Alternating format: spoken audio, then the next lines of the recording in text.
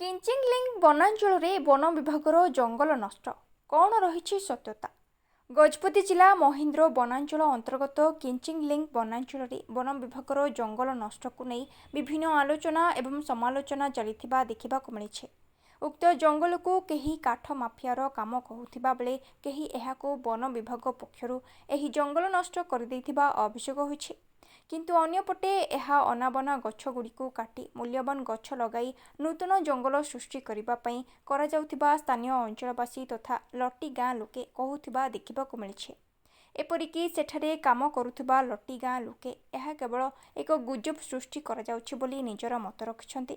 ଏହି ନୂତନ ଜଙ୍ଗଲ ସୃଷ୍ଟି କରିବା ପାଇଁ ସମସ୍ତ ନିୟମକୁ ପାଳନ କରି ପ୍ରାୟ 25 ହେକ୍ଟର ଅଞ୍ଚଳ ଜାଗା ଚିହ୍ନଟ କରାଯାଇଥିବା ମହେନ୍ଦ୍ର ବନାଞ୍ଚଳ ରେଞ୍ଜର ଅମିତ ସୁଭ୍ରଜିତ ନିଜର ପ୍ରତିକ୍ରିୟା ପ୍ରଦାନ କରିଛନ୍ତି। ଗଜପତି ଜିଲ୍ଲାରୁ ଭାସ୍କର ସ୍ୱାଇଁଙ୍କ ରିପୋର୍ଟ, ଜିଲ୍ଲା ଖବର।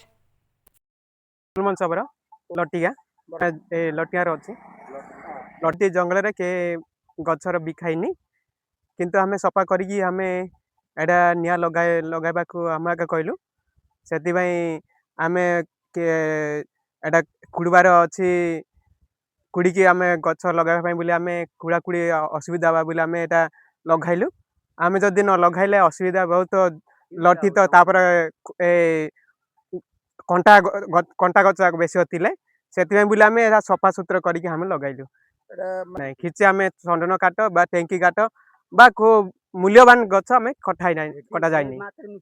ଏଇ ଜାଗାରେ ଆମେ କିଛି ନାହିଁ, ଏ ଜାଗାରେ ଆମେ ସନ୍ଦନ କାଠ ବୋଲି ନାହିଁ, ଏଇଠି ପିଆଶାଳ ବା ଟେଙ୍କି କାଠ ଅଛି।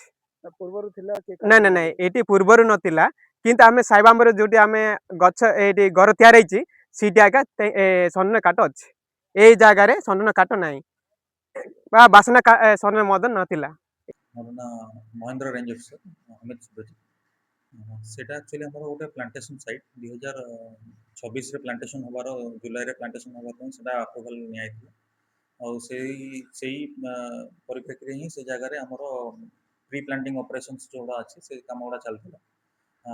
ଯେଉଁଟାକି ଆମର କ୍ଲାଇମ୍ବର କଟିଂ ହେଲା, ବୁସ୍ କ୍ଲିନିଂ ହେଲା, ସିଲ୍ଭିକଲଚରାଲ ଅପରେସନ୍ସ ଯାହା ବି ଥିଲା ସେଟାକୁ ଆମର ପ୍ରାଧାନ୍ୟ ଦିଆକି ସେ ଜାଗାରେ କାମ ଚାଲିଥିଲା। ତାପରେ ଏବେ ସେ ଜାଗାରେ ଫିଟିଂସ ମଧ୍ୟ କମ୍ପ୍ଲିଟ୍ ଚାଲିଛି, ଆଉ ଆପଣଙ୍କର ଫେନ୍ସିଂ ବି ହେଇଯାଇଛି। ତ ସେଇଟା ଆମର ପ୍ଲାଣ୍ଟେସନ୍ ସାଇଟ୍ ଅଛି, ସେଠାରେ କିଛି ମାନେ ମୂଲ୍ୟବାନ ଗଛ ସେମିତି କିଛି ନଥିଲା ସେ ଜାଗାରେ। ନର୍ମାଲ ସେଠି ଖାଲି ପୋଲ୍ସ କିଛିଟା, ନନ୍ ସାଲ୍ ପୋଲ୍ସ କିଛିଟା ଥିଲା, ଆଉ କିଛିଟା କ୍ଲାଇମ୍ବର୍ସ ଆଉ ବୁସେସ୍ ଥିଲା ଯେଉଁଟାକୁ କ୍ଲିନ୍ କରାହେଇଥିଲା ଫିଟିଂକୁ ଏନାବଲ୍ କରିବା ପାଇଁ, ଗାତ ଖୋଳିବାକୁ ଏନାବଲ୍ କରିବା ପାଇଁ ସେଟାକୁ ସେଇ କାମ କରାହେଇଥିଲା। ଗଛ ସେଠି ତ ଏତେ ବିକ୍ରି କରିବା କିଛି ଗଛ ନଥିଲା। ସେଟା ଯେତିକି ଆମ ଘରେ ନନ୍ ସାଲ୍ ପୋଲ୍ସ ଆଉ କିଛିଟା ବାହାରିଲା, କ୍ଲାଇମ୍ବର୍ସ ବାହାରିଲା, ତାକୁ ଆମେ ଫେନ୍ସିଂ କରିବା ପାଇଁ ରଖିଥିଲୁ। ବ୍ରସୁର ଫେନ୍ସିଂ ଆମର ଗୋଟେ ଅଛି, ସେଟାକୁ ଆମେ ସେଇ ଜାଗା ସେଥିପାଇଁ ରଖା ହେଇଥିଲା।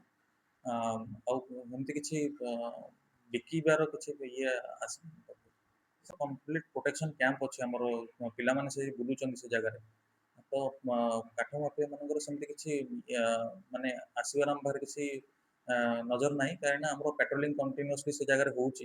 ଯେହେତୁ ଗୋଟେ ଡିପାର୍ଟମେଣ୍ଟାଲ ଅପରେସନ୍ ଥିଲା ଆଉ ଆମର ପ୍ଲାଣ୍ଟେସନ୍ ପାଇଁ କାମ ଚାଲିଥିଲା, ତ ସେଟା ପ୍ଲାଣ୍ଟେସନ୍ କାମ ହିଁ ସେ ଜାଗାରେ ଚାଲିଛି। ଆଉ ଅଲଗା କିଛି ମାନେ କିଏ ବାହାର ଲୋକ କିଏ କିଛି ସେଠି ପାଖରେ ଥିବା ଲଟି ଗାଁ ଯୋଉ ଭିଏସ୍ଏସ୍ ଅଛି ଆମର, ଲଟି ଗାଁ ସହିତ ଆମର ରିଜଲ୍ୟୁସନ୍ ହେଇଛି ଏବଂ ତାଙ୍କ ସହିତ ଆମର ମିଟିଂ ହେଇଛି। ସେମାନେ ବି ସମ୍ପୂର୍ଣ୍ଣ ସହମତି ଦେଇଥିଲେ ସେ ଜାଗାରେ ପ୍ଲାଣ୍ଟେସନ୍ କରିବା ପାଇଁ।